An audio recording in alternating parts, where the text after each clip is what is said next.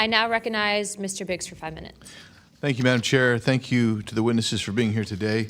I'll tell you that today's testimony should alarm every American, no matter their views on UAPs. This isn't simply about UAPs. It's about government integrity, responsible use of taxpayer funds, and Congress's constitutional duty to oversee the executive branch.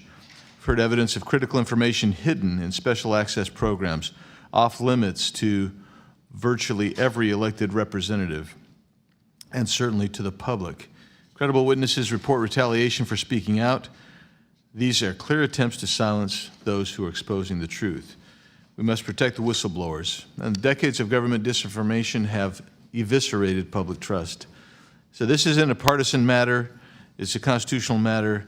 And when you talk about the VAs, Mr. Spielberger, and all the problems that they had, the hub of that was Phoenix.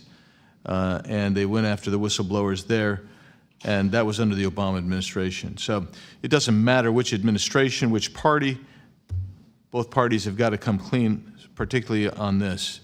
So if the government thinks it can hide the truth and punish those who speak out, Congress has to keep pushing until the facts, whatever they are, wherever they lead, come to light. I'm going to go to you, Mr. Knapp, first.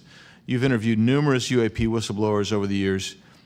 The question is, how do you verify their claims before deciding they're credible enough to report on?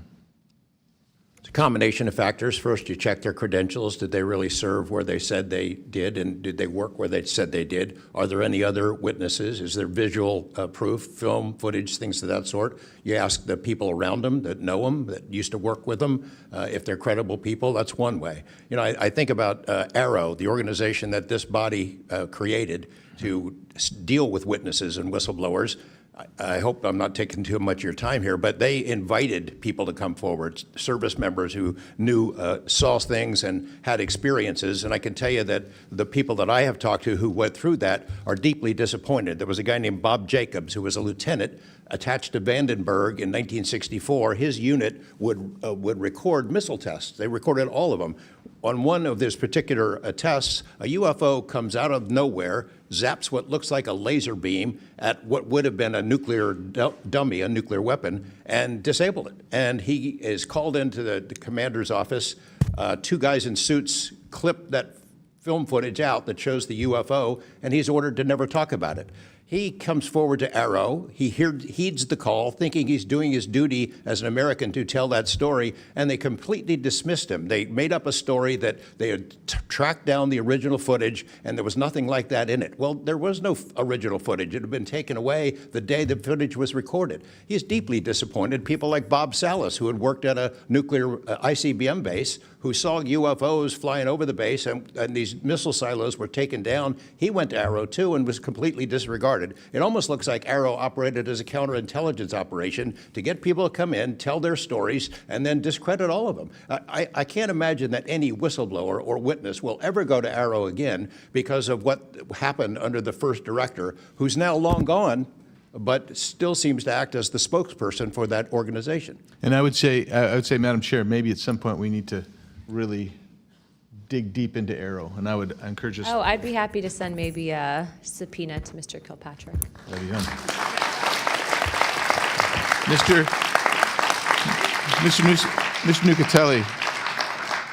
Nucatelli, you've testified that official Air Force records of the Red Square incident are now held by AARO and the FBI.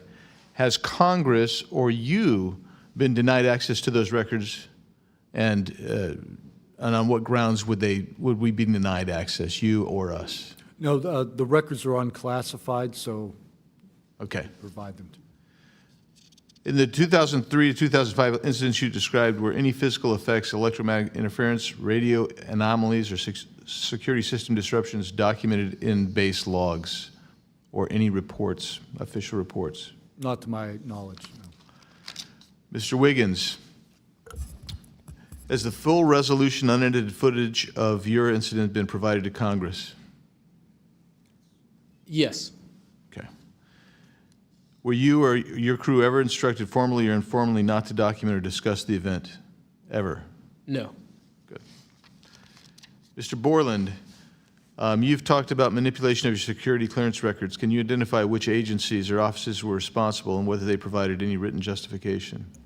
I can do that in a skiff, sir, 100%. Because of being a part of a multi-agency special access program. I cannot give those publicly. So I'd encourage us, Madam Chair, to have that SCIF meeting if we can. And then, Mr. Borland, again for you. You testified that you withheld certain sources and methods from AARO due to mistrust. Can you give us some specifics that led you to believe they were misrepresenting the truth? Well, as I said already, what I said about scientific methods, scientific control, extraterrestrials, I mean, I know what I've seen, I know what I know, and I know it's true. So any agency that's going to go public and try and manipulate the public perception of this subject in such a way that it is negative when I know the truth about it is why I had extreme reservations with it, and also what I've been through and other whistleblowers and people in the know about this subject have been through. So, Madam Chair, thank you for letting me wave on. I think the key thing there you talked about was manipulation of message, manipulation of narrative.